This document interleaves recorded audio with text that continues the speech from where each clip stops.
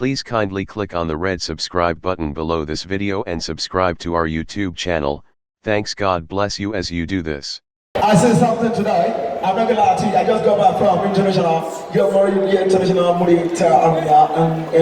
today, and I would like telling people, I would like to appreciate a man of people that just came in. He just walking right now all the way from UK. He got back last week for 50th birthday in Glasgow and some Kent area.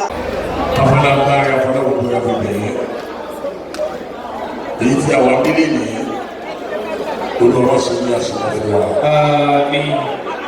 Abẹ̀wọ́n ló gbọ́ tọ́ lọ́rùn gbogbo àwọn tí a wà lórí ìdúró yìí ẹgbẹ́ àtẹ́rí bàbá yìí fún ọlọ́run. Ẹgbẹ́ àtẹ́rí bàbá fún ọlọ́run. Lọ́sẹ̀ tí wọ́n ló lọ níṣẹ́ lọ rẹ̀ 2018 wọ́n la bẹ́ẹ̀ bẹ̀rẹ̀ yìí.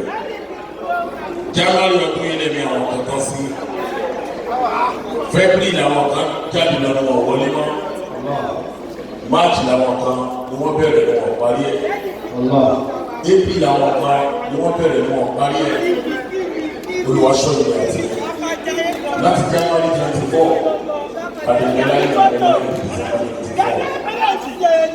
ẹnu ọba ilé ìtúkù olúwa bẹ́ẹ̀ ìwọlọ́ba tó fi àwọn ẹgbẹ́ ìdára tí wọ́n ń wò yẹ. Àbẹ̀wò ọlọ́wọ́ afọlágbára afọláwògbò àfihàn tó bá jásí pé bẹ́ẹ̀ ló kádàrà gbogbo àwọn àtàkùrò yìí tí wọ́n bẹ́ẹ̀ ló kádàrà gbogbo àwọn àtàkùrò lọ́kùnrin lóbìnrin gbígbé tí ó gbé ìyọ̀rọ̀ wa nǹkan tí ò ní dáa ni. Oh, that just came in. He just walking right now all the way from UK. He got back last week for 50th birthday in Glasgow and some Kent area. We went together and was like the program. We entered possibility international possibility all the way from Israel to last week. But at this one way to one minute away,